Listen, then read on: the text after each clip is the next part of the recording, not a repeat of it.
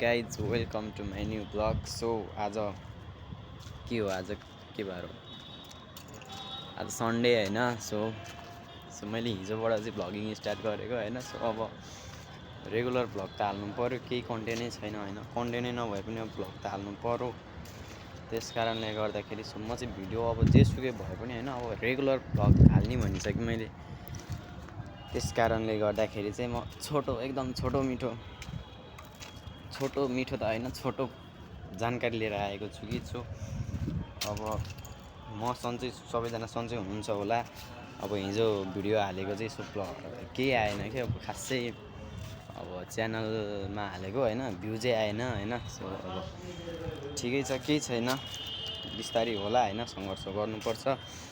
त्यही हो, सङ्घर्ष नगरिकन अब अलिकति परिश्रम त गर्नै पर्यो होइन। फल पाउनलाई आफूले अब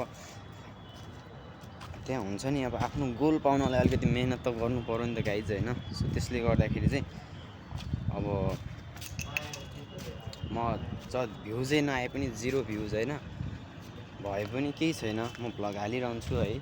सो त्यही हो, अब सक्नुहुन्छ भनेदेखि देख्ने जतिले लाइक र सब्सक्राइब गरिदिनु होला होइन।